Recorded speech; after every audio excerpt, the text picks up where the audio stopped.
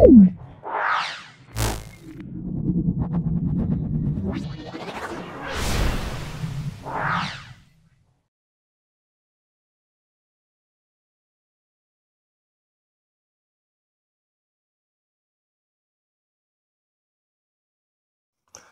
2 নম্বর school নিন্দালিনী বিদ্যা মন্দির।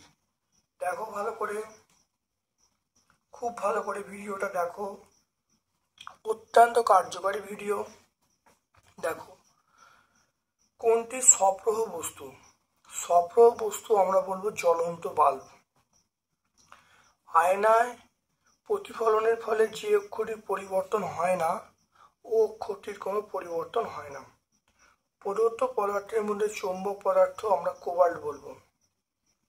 চুম্বকের আকর্ষণ ক্ষমতা সবচেয়ে বেশি ঠিক 2 প্রান্তের কাছাকাছি, 2 প্রান্তে নয়, ঠিক 2 প্রান্তের কাছাকাছি। বাল্বের যে অংশ আলো দেয় সেটা হলো ফিলামেন্ট। তড়িৎ বর্তনীতে পরিবাহী রূপে সবচেয়ে বেশি ব্যবহার করা হয় সেটা তামার তার। বর্তমানে শক্তি চাহিদার বেশিরভাগ আসে, সেটা আমরা বলবো, বর্তমানে শক্তির চাহিদার বেশিরভাগ আসে সৌরশক্তি, চন্দ্রশক্তি, তারামণ্ডল শক্তি, জীবাশ্ম জ্বালানি আসে। জীবাশ্ম জ্বালানি থেকে বেশিরভাগ আসে, সৌরশক্তি থেকে নয়, জীবাশ্ম জ্বালানি থেকে।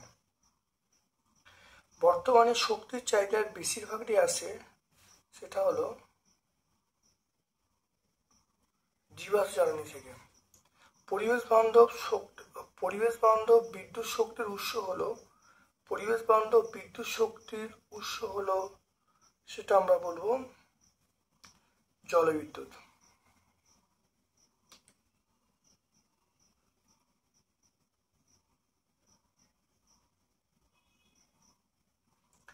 এক্স রশ্মি আবিষ্কার করেন বিজ্ঞানী রনচেন।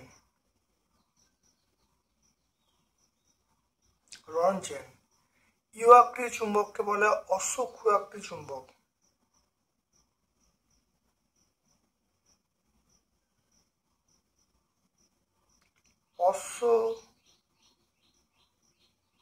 অশ্বক্ষুর আকৃতির চুম্বক। পেট্রোলিয়াম এক প্রকার ড্যাশ জ্বালানি, এটা বলবো জীবাশ্ম জ্বালানি। বৈদ্যুতিক সার্কিটের নিরাপত্তার জন্য ড্যাশ ব্যবহার করা হয়, ফিউজ তার ব্যবহার করা হয়। বৈদ্যুতিক সার্কিটের নিরাপত্তার জন্য ফিউজ তার ব্যবহার করা হয়। এরপর চলে এসো ঠিক ভুল বলতে বলছে। নিয়মিত প্রতিফলনের ফলে প্রতিবিম্ব গঠিত হয়, এটা আমরা বলবো ঠিক বলবো। একটি দণ্ডকে লোহার গুঁড়োর মধ্যে ঢোকালে দণ্ড সব জায়গায় সমানভাবে লোহার গুঁড়ো আটকে থাকে, সব জায়গায় সমান আটকে থাকে না, এটা আমরা ভুল বলবো। এলইডিতে ফিলামেন্ট থাকে না, এটা আমরা ঠিক বলবো। তাপবিদ্যুৎ কেন্দ্রে গ্যাস পুড়িয়ে বিদ্যুৎ পাওয়া যায়। তাপবিদ্যুৎ কেন্দ্রে গ্যাস নয়, কয়লা পুড়িয়ে বিদ্যুৎ পাওয়া যায়, এটা আমরা ভুল বলবো।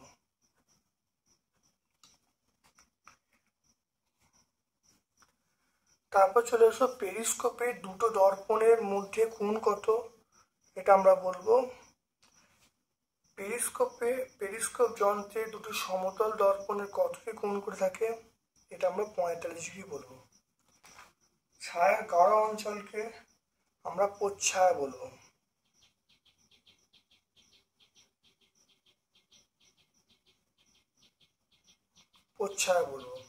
আপাতন কোণ প্রতিফলন কোণের সমষ্টি 90 ডিগ্রি হলে প্রতিফলন কোণ কত হবে? এটা 45 ডিগ্রি হবে, 45 ডিগ্রি। কারণ আপাতন কোণ 45, প্রতিফলন কোণ 45 হলে যোগ করে 90 হবে, তাহলে দুটোর সমষ্টি 90 হলে আপাতন কোণ কত হবে? 90/2 মানে 45 ডিগ্রি। পৃথিবী একটি বিরাট চুম্বক, এটা প্রথম কে বলেছে? এটা বলেছে গিলবার্ট। বিজ্ঞানী গিলবার্ট প্রথম বলেছে পিঠের নিচে চুম্বক। তড়িতের সুপরিবাহী দুটি পদার্থের নাম। এটা বলবো তামা বলবো, অ্যালুমিনিয়াম বলবো,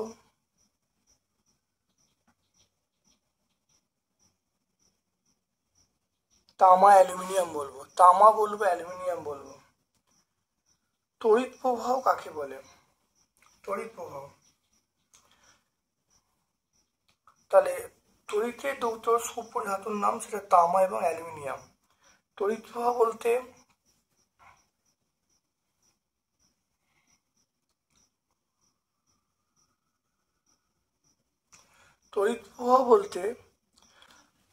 দেখো না, কোনো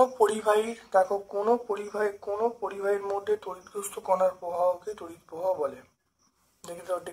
দেখতে পাচ্ছ, কোনো পরিবাহী তড়িৎগ্রস্ত কণার প্রবাহকে আমরা কি বলবো? তড়িৎ প্রবাহ মাত্রা বলি।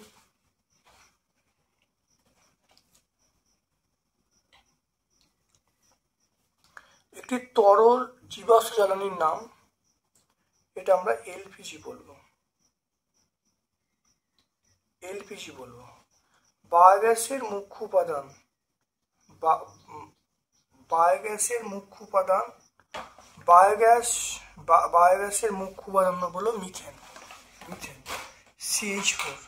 CH4 মানে মিথেন।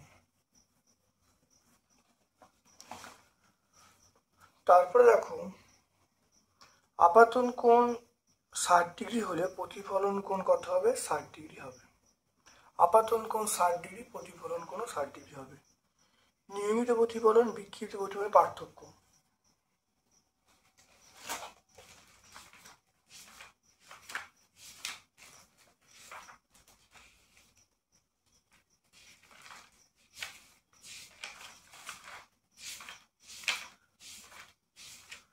দেখে নাও, নিয়মিত প্রতিফলন অর্থাৎ মসৃণ তলে যে প্রতিফলন ঘটে তাকে নিয়মিত প্রতিফলন বলবো, আর অমসৃণ তলে যে প্রতিফলন ঘটে তাকে বিক্ষিপ্ত প্রতিফলন বলবো।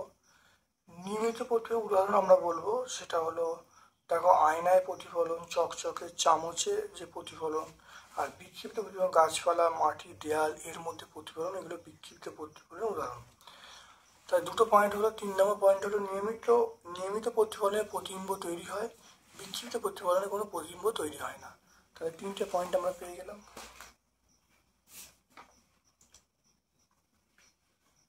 এটা আমরা টেক্সট বই 29-এ পাবো। চুম্বকের বিভিন্ন ধর্মগুলো কি কি?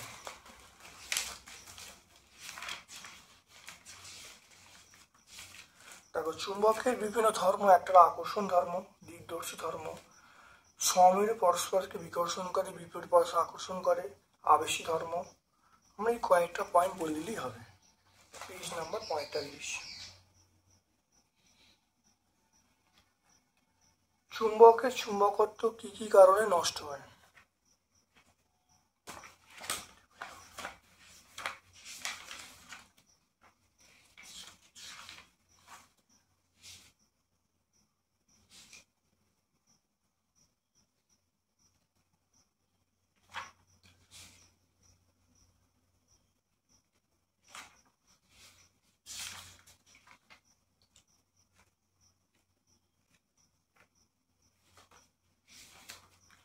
তাহলে একটা পয়েন্ট দেখো বলছি, একটা হলো চুম্বককে তাপ দিলে চুম্বকত্ব নষ্ট হয়। নাম্বার 2 হলো যে চুম্বককে যদি আছাড় মারা হয়, অনবরত আছাড় মারলে তাহলে চুম্বকত্ব নষ্ট হয়। তাহলে দুটো কারণ বলছি, একটা হলো চুম্বককে তাপ দিলে চুম্বকত্ব নষ্ট হয়, নাম্বার 2 হলো চুম্বককে যদি অনবরত আছাড় মারা হয় তো চুম্বকত্ব নষ্ট হয়। চলে এসো ফিউজ তারের কার্যনীতি।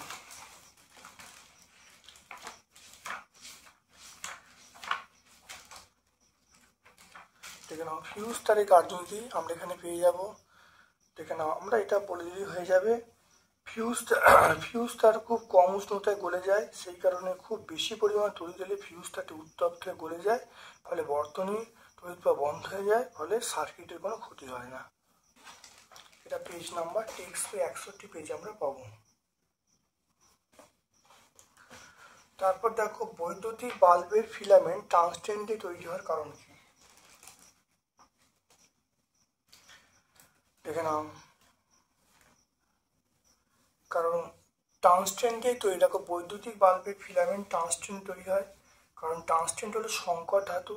সংকর ধাতু হওয়ার জন্য তাহলে সহজে এর যে গলনাঙ্ক খুব বেশি হয়, মানে সহজে গলে যায় না। তাহলে টাংস্টেন বলবে টাংস্টেন ধাতু একটা সংকর ধাতু, সেটা সহজে গলে যায় না কারণ এর গলনাঙ্ক বেশি হয়।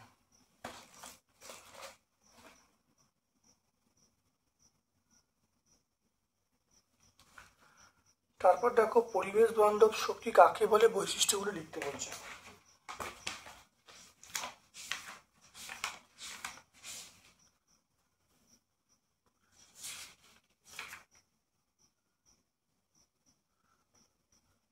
পরিবেশ বান্ধব শক্তি সংজ্ঞাটা দেখে না, পরিবেশ বান্ধব শক্তির সংজ্ঞাটা এটা পেয়ে যাবে। এর বৈশিষ্ট্যগুলো দেখো এখানে পেয়ে যাবে, যেটা পুনর্নবীকরণযোগ্য, ভাণ্ডার অফুরন্ত, আর পরিবেশ দূষণ ঘটায় না। সহায়িকা 94-এ পাবো। স্কুলে যাতায়াতের পথে তোমরা দেখেছো এমন তিনটি জীবাশ্ম, স্কুলে যাতায়াতের পথে বা বাড়িতে দেখেছো এমন তিনটি জীবাশ্ম জ্বালানির ব্যবহার, যেমন ধরো কয়লার ব্যবহার, এলপিজি ব্যবহার, আমরা সিএনজির ব্যবহার। কয়লা, এলপিজি, সিএনজি। কয়লা প্রথম পয়েন্ট কয়লা, দ্বিতীয় হলো এলপিজি, তৃতীয় হলো সিএনজি। এটা হলো সিএনজি। চলে এসো লাইফ সায়েন্সের পোর্শনে। ফুলের সবচেয়ে বাইরের স্তবকের নাম বৃতি বলবো। নিষেকের পর ডিম্বাশয়, দেখো নিষেকের পর ডিম্বকের সঙ্গে ডিম্বাশয় দেখো ফলে পরিণত হয়, আর ডিম্বক বীজে পরিণত হয়। তাহলে আমরা বলবো ডিম্বাশয় কি বলবো, ফলে পরিণত হচ্ছে। তাহলে ডিম্বাশয় আমরা বলবো নিষেকের পর ডিম্বাশয় ফলে পরিণত হয়। একবীজপত্রী বীজের উদাহরণ, তো একবীজপত্রী আমরা ধান, গম, দেখে নাও ধান, গম, ভুট্টা, নারকেল বলবো। তাহলে একবীজপত্রী আমরা এখান থেকে কি বলবো, ধান বলবো।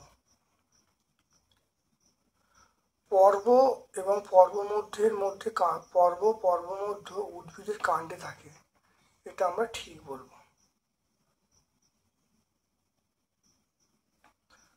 তারপর চলে এসো উদ্ভিদের পাতার কাজ লিখতে বলছে। 1 নম্বর দেখো পাতা সালোক সংশ্লেষ প্রক্রিয়া খাদ্য তৈরি করে।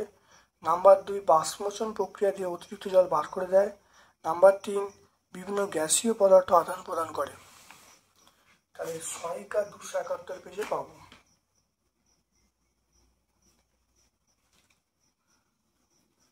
আচ্ছা, পাতার কাজ এটা আমরা পাবো সহায়িকা 271 পেজে পাবো।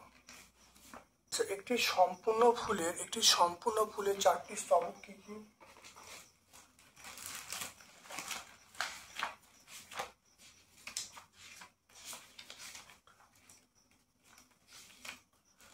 সম্পূর্ণ ফুলের 4টি স্তবক দেখো, একটা হলো বৃতি, দেখতে পাচ্ছ বৃতি। নাম্বার 2 হলো পুংকেশর চক্র।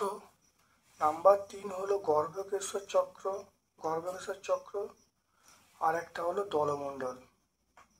দেখো বৃতি, দলমণ্ডল, পুংকেশর চক্র, গর্ভকেশর চক্র, দেখতে পাচ্ছ। তাহলে পেজ নাম্বার 191 আমরা পাবো। 197। তারপর দেখো এরপর চলে এসো উদ্ভিদের মূল আমাদের রোজগার জীবনে কি কি কাজে লাগে। মূল আমাদের কি কি কাজে লাগে এখানে পয়েন্টগুলো আছে, খুব ভালো দেখে নাও। উদ্ভিদের মূল রোজগার জীবনে কি কাজে লাগে দেখে নাও। অনেকগুলো পয়েন্ট আছে, তোমরা এখান থেকে 2-3টে পয়েন্ট তোমরা বলে দেবে। টেক্সট বই 186 পেজে। তাহলে আমরা কি বলবো, টেক্সট বই 186 পেজে আমরা পাবো। টেক্সট বই 186। আমকে কেন সরল ফল বলা হয়, আমের গঠনে কটি অংশ দেখা যায়। তারপর চলে এসো স্বপরাগযোগ এবং ইতর পরাগযোগ কাকে বলে। দেখে না, স্বপরাগযোগ কাকে বলে, ইতর পরাগযোগ কাকে বলে। দেখো স্বপরাগযোগ এইটা সংজ্ঞা, ইতর পরাগযোগ এই সংজ্ঞাটা সংজ্ঞাটা বললে কিন্তু উত্তর এসে যাবে। পেজ নাম্বার টেক্সট বই 210-এ আমরা পাবো। আর লাস্ট প্রশ্ন চলে এসো, আমকে কেন সরল ফল বলা হয়, কটি অংশ কি কি? এখান থেকে টেক্সট বই থেকেও বলতে পারি, আম একটি বোঁটাযুক্ত রসালো ফল। একটি ফুল থেকে একটি মাত্র ফল তৈরি হয়, তাই আমকে আমরা সরল ফল বলতে পারি, এটাও বললে হবে। আমের গঠনে দেখো দুটি অংশ, একটা হলো ফলত্বক, একটা বীজ। ফলত্বকের মধ্যে ভাগ হলো বহিত্বক, মধ্যত্বক এবং অন্তত্বক, দেখতে পাচ্ছ, এটা বললে এসে যাবে। তা আমরা 200 থেকে 201 পেজের মধ্যে পাবো। তা টেক্সট বই 200 থেকে টেক্সট বই 201-এর মধ্যে সমস্ত উত্তর পাবো। তাহলে আজকে আমরা এই স্কুলটা সম্পূর্ণ সলভ করলাম। ভিডিওটা কেমন লাগলো কমেন্ট সেকশনে কমেন্ট করবে। আমার পক্ষ থেকে সকলকে ধন্যবাদ এবং শুভ কামনা জানাচ্ছি।